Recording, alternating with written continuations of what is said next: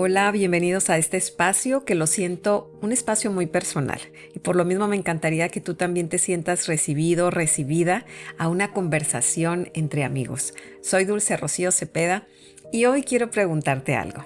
¿Tú crees que el amor se aprende? Y bueno, de esto va a tratar este episodio porque hace poco lanzaba una pequeña reflexión en redes que decidí llamarla El amor también debería de ir a la escuela. Y ahí compartía cómo a lo largo de nuestra vida nuestros padres, nuestros educadores se esforzaron demasiado quizá en enseñarnos matemáticas, historia, idiomas, que aprendiéramos a leer bien, escribir bien, etcétera, etcétera. Pero quizá no se le dio el mismo valor a la enseñanza o al desarrollo de capacidades como escucharnos, respetarnos o aceptarnos. Y es que como seres humanos, quizá la educación va más hacia tener éxito, a que nos vaya bien, y eso está perfecto, pero también es muy importante aprender a tener vínculos sanos. No solo necesitamos éxito, necesitamos amor. Y el amor, bueno, no es solo sentir, es también aprender. Por eso creo que el amor también se aprende, porque es necesario aprender a sanar, aprender a tratarnos con ternura, aprender a poner límites, a no abandonarnos, aprender a mirarnos diferente. Y ahorita que digo aprender a mirarnos diferente, creo que si existiera una escuela del amor, yo pondría esta como la primera lección, la de educar la mirada. Y es que si nos echamos un clavado para revisar cómo es que nos percibimos a nosotros mismos, nos daremos cuenta que quizá la manera en que nos autopercibimos puede estar distorsionada. Y esto se debe en gran parte a cómo sobrellevamos nuestras primeras etapas de vida. Por ejemplo, aquí me gustaría poner en perspectiva nuestra naturaleza como seres humanos, a diferencia de todas las demás especies. Nosotros como humanos tardamos muchísimo en alcanzar nuestra independencia, a diferencia, por ejemplo, de las aves, los pájaros, que en pocas semanas se independizan. Algunos en 2 semanas, en 3 ya pueden volar. En cambio, nosotros, seres humanos, tardamos muchos años para que necesitamos, ser acompañados, ser protegidos para garantizar nuestra supervivencia física. Aquí el detalle es que durante ese largo tiempo no solo está en juego el hecho de que sobrevivamos físicamente, sino que emocionalmente lo hagamos de manera sana, lo hagamos de manera equilibrada. Y esto significa que en ese proceso en el que dependemos de nuestros padres, de nuestros cuidadores, nuestra esencia natural como niños muchas veces se va perdiendo en el camino. ¿Y qué hablo? Cuando digo esa esencia natural como niños, hablo, por ejemplo, de la capacidad de asombro, hablo de esa capacidad de confiar, de la creatividad, del optimismo, de esa autenticidad, de esa naturalidad. Y es ahí donde entra esa manera en que nos autopercibimos o cómo nos vemos a nosotros mismos puede estar muy polarizada por lo que nos dijeron y cómo en el camino de nuestro desarrollo emocional y físico se fue distorsionando, se fue opacando muchas veces esa mirada, esa espontaneidad de niño o de niña. Y es que si hacemos así una rápida revisión de nuestra infancia, todos nos daremos cuenta de que nuestros padres, de que nuestros cuidadores nos educaron generalmente a como ellos fueron educados. Y por lo mismo debemos de agudizar nuestra mirada para separar lo que realmente somos o lo que nos dijeron que éramos. Y de aquí se desprende un temazo. Un temazo como son las heridas de la infancia, pero bueno, no vamos a entrar en ellas porque ya tenemos todo un episodio, que es el episodio 8, que si te interesa te lo recomiendo mucho, que se llama Las huellas del pasado, descubriendo y sanando nuestras heridas de la infancia. Ahí te dejo el comercial. Pero bueno, siguiendo con las lecciones de nuestra escuela del amor. La primera, decíamos, es aprender a educar nuestra mirada. La segunda lección que yo agregaría a esta escuela del amor sería ver qué rollo, por así decirlo, con nuestra mente, con nuestro cerebro, aprender de qué manera estamos diseñados. Y si bien es cierto, tenemos una maquinaria maravillosa en nuestro cerebro y cada vez se descubren más maravillas, por ejemplo, la neuroplasticidad cerebral autodirigida y cómo podemos ir moldeando nuestros hábitos, cómo impactan nuestros pensamientos en lo que sentimos y lo que sentimos en cómo actuamos, que de hecho también tenemos por ahí un episodio que lo dedicamos al cerebro y a la mente. Pero en esta segunda lección, a mí se me hace súper importante darnos cuenta cómo nuestro cerebro está diseñado para cuidarnos, para garantizar nuestra supervivencia. Por lo mismo, de fábrica, como seres humanos, estamos programados para sobrevivir y no tanto para ser felices. Así que, bueno, nosotros mismos podemos meternos el pie en nuestra vida, en nuestra relación con nosotros mismos y con los demás. Por ejemplo, de diseño, nuestra mente está dotado de emociones básicas y son estas que quizá ya muchos han visto en la película de Disney, que es el miedo, la ira, la tristeza, el asco y la alegría. Oigan nada más qué lindura de emociones. Miedo, ira, tristeza, asco y alegría. Simplemente repasándolas nos damos cuenta que efectivamente estamos programados para sobrevivir y no tanto para ser felices. Pero bueno, aquí la buena noticia es que nosotros contamos con un valor agregado, o sea, con un IVA. Y no se trata de un concepto contable. Nosotros como seres humanos contamos con inteligencia, con voluntad y con afectividad. Conforme van pasando los años, como seres humanos vamos descubriendo y vamos desarrollando esas potencias que en nuestro cerebro también están. Que repito, inteligencia, voluntad y amor o afectividad son nuestro valor agregado por ser personas. Y son las que nos toca ejercitar para no solo sobrevivir, sino también para ser felices.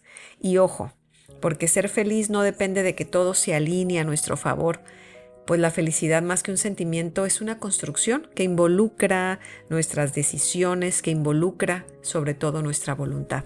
Y para eso también te recomiendo el episodio 11 que lo dedicamos justamente al tema de la felicidad.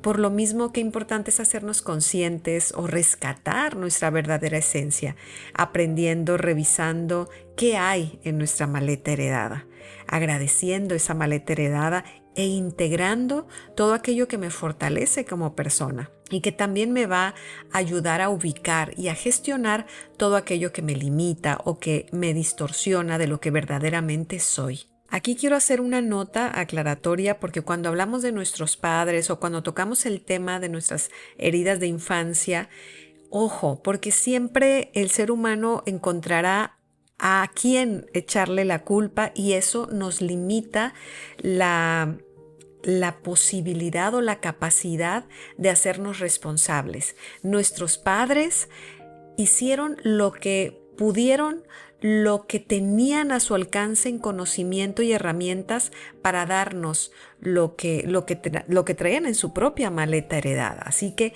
en lugar de atorarnos echando culpas, es importante saber que no hay padres perfectos y que nos toca a nosotros tomar las riendas para responsabilizarnos de nuestro propio proceso de transformación y de crecimiento.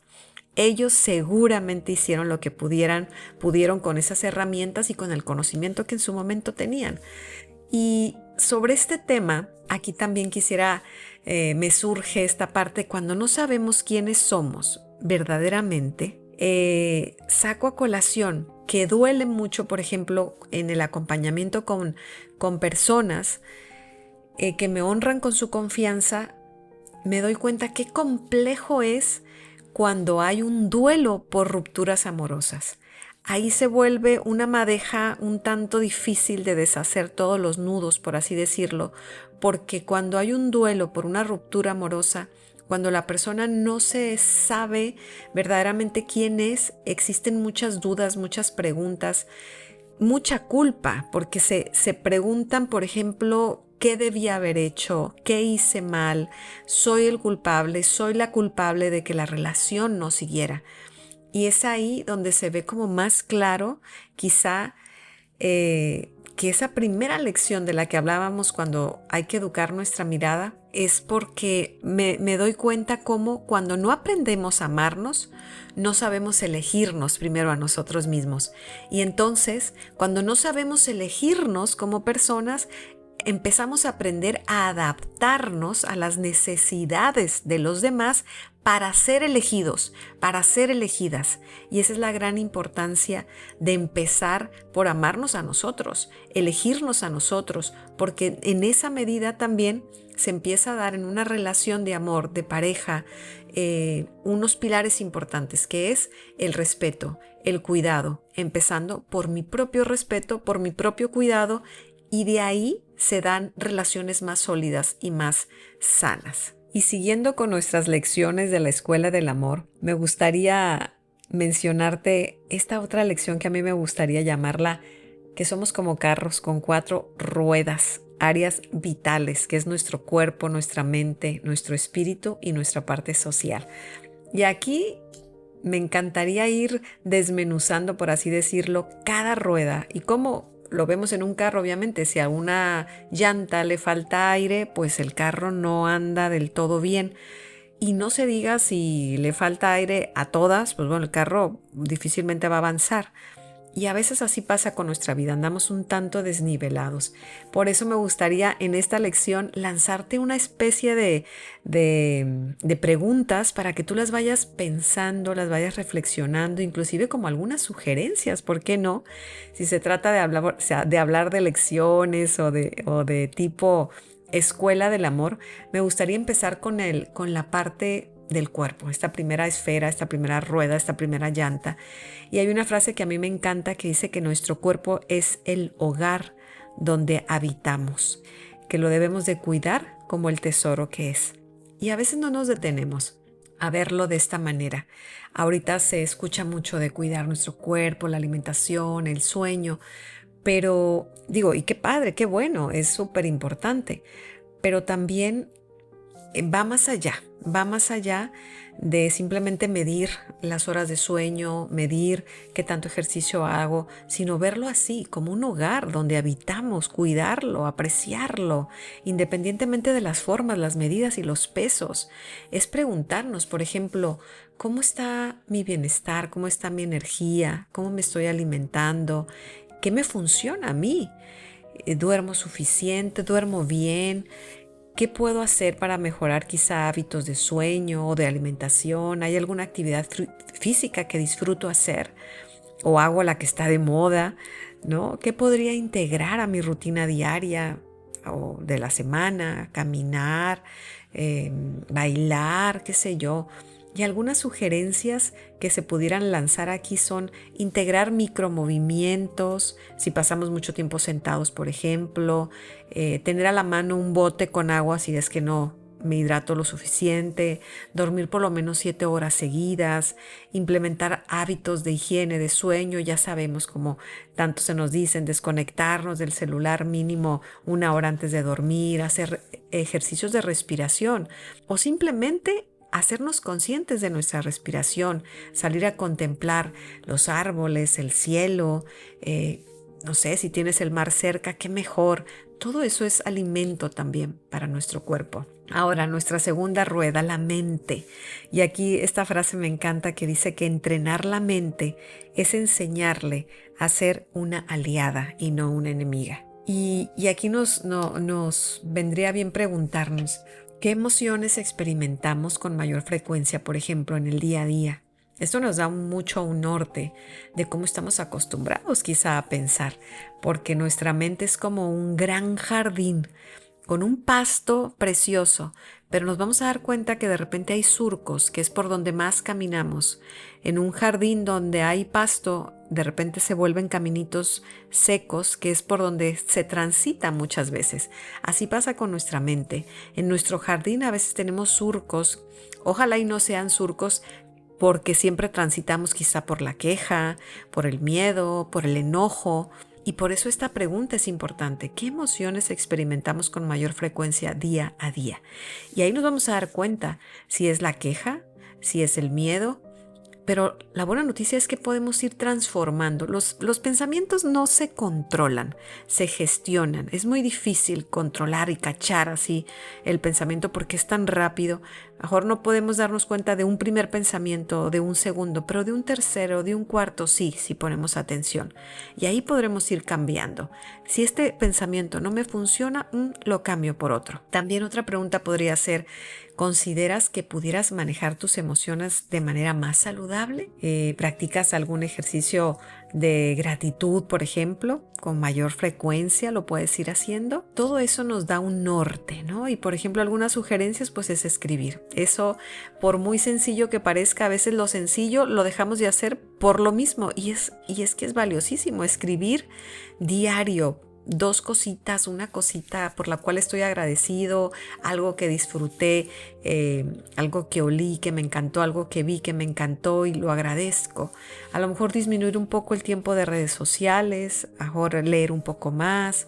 No sé, podemos ir haciendo cosas que a la mente le vayan nutriendo, que le vayan dando esa oportunidad de ser aliada, como decíamos, y no enemiga.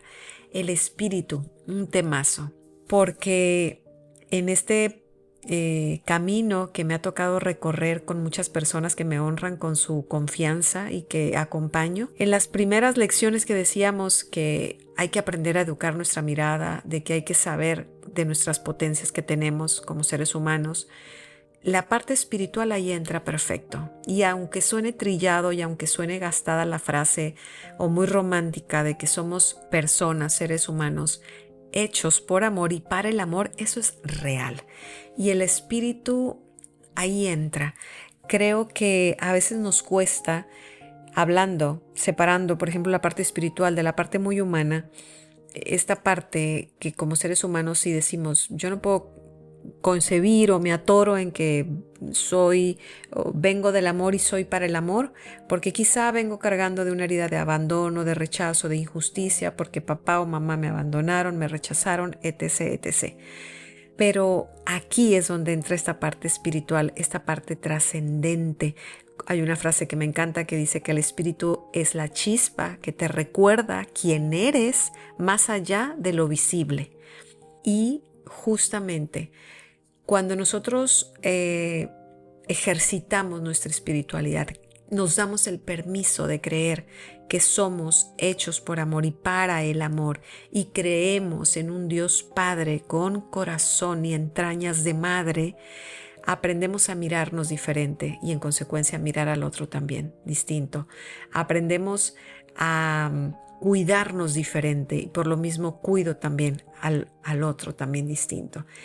En estos procesos de acompañamiento me doy cuenta que para los duelos, para cualquier tipo de duelo, no nada más por muerte, como muchas veces piensan que la tanatología eso es, y no, siempre estamos perdiendo algo, estamos perdiendo a veces un trabajo, la salud, una relación amorosa.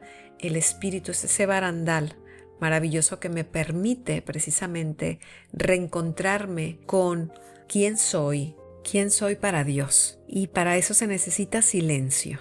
Y actualmente creo que tenemos mucho ruido exterior y se refleja en el ruido interior. A veces huimos de estar en silencio con nosotros mismos, pero ahí es donde mayormente vienen preguntas que nos ayudan a centrarnos. Definitivamente creo que esta área, esta rueda, es importante cultivarla, es importante buscarla, porque si no lo hacemos no llega sola. Dios habla no fuerte, creo que habla con voz muy baja y necesitamos bajar el volumen exterior e interior para poder escucharle. Y de tal manera habla que pues son, digamos, no con voz audible, ¿verdad? Como quisiéramos muchas veces, pero da respuestas que a lo mejor podrían ser para personas sobrenaturales cuando tras un dolor muy grande, tras un sentirse perdido, en la oración, en el silencio, se encuentran respuestas, certezas, alegría, aún en el dolor, confianza, esperanza. Se descubre un sentido de trascendencia que va más allá de lo material. Entonces es importante preguntarnos, por ejemplo, ¿cuándo fue la última vez que sentimos una conexión profunda con algo más que la materia, vaya, con la fe, con Dios? ¿Y cómo podríamos hacerle para renovar esa conexión? Si nos tomamos tiempo para agradecer día a día, si oramos, si hablamos con Dios. Y también pudiéramos empezar, ¿por qué no?, a practicar la gratitud, a mantener momentos de silencio diario, orando, pidiendo, agradeciendo, reconociendo, practicar la bondad, servir a los demás, escuchar quizá música tranquila que eleve el espíritu, cultivar el asombro, leer textos inspiradores. A mí me encanta la vida de los santos, no se diga hablar de la escritura de la Biblia, donde hay respuesta a preguntas que solamente la parte trascendente puede respondernos. Y bueno, pasando a la otra área, a la otra rueda, nuestra parte social. Y hay una frase que te la dejo también que dice que al cuidar nuestras relaciones sociales, también cuidamos de nuestra propia alma. Y hay mucha literatura sobre esto y se puso de moda por Marian Rojas Estapé, esta psiquiatra española, a quien admiro mucho, de que verdaderamente existen personas vitamina. Y si existen personas vitamina, también existen personas que son todo lo contrario. Por lo mismo, sería importante preguntarnos quiénes son nuestras personas vitamina. O también, ¿nosotros somos personas vitaminas para los demás? ¿Consideramos que le dedicamos suficiente tiempo a personas que nos importan? Si no fuera así, ¿qué podríamos hacer, por ejemplo, para mejorar ese aspecto? ¿Qué relaciones interpersonales en tu vida crees, por ejemplo, que necesitan más atención o fortalecimiento? ¿Cómo crees que se pudiera mostrar en tu vida más empatía o más comprensión en las relaciones interpersonales? Porque de eso depende también mucho nuestro día a día, en el tipo de relación interpersonal que tenemos, con quienes nos rodeamos. Y hay un estudio extenso que hizo Harvard de la importancia de los vínculos, la importancia de la gente que nos rodea. Y pudiéramos hacer también propósitos, ¿no? De llamar a algún amigo, algún familiar que hace mucho que no tenemos contacto con él, ¿no? Organizar a lo mejor una reunión con aquella persona que tienes ganas de ver y no le hablas el próximo mes, organizar una pequeña reunión a lo mejor de amistades, qué sé yo. Todo esto es importante valorarlo, repasarlo, nuestras 4 áreas, para ir revisando con ello también cómo estamos, ¿no? Y es una manera de ejercitar esto que decidimos nombrarlo la escuela del amor, ir aprendiendo a estar mejor en cada área de nuestra vida, en nuestro cuerpo, en nuestra mente, en nuestra parte social, en nuestra parte espiritual. Y esa es la intención de estos episodios, aprender a hacer, a estar mejor. Y vamos llegando al final de este episodio. Te agradezco muchísimo si me acompañaste hasta este momento, por prestarme tus oídos, tu atención. Y si crees que esto puede interesar o ayudar a alguien más, te invito a que lo compartas, porque todo lo que compartimos se multiplica. Y ojalá que nos volvamos multiplicadores de cosas buenas. Y esa es la intención, volvernos promotores, promotoras de todo aquello que nos haga ser más humanos y que favorezcan el ser y el estar mejor. Te mando un gran abrazo, que tengas un excelente día y también te invito a que te suscribas si no lo has hecho, y si estás escuchando en Spotify, que también le pongas seguir para que a muchas más personas pueda llegar este episodio. Un gran abrazo.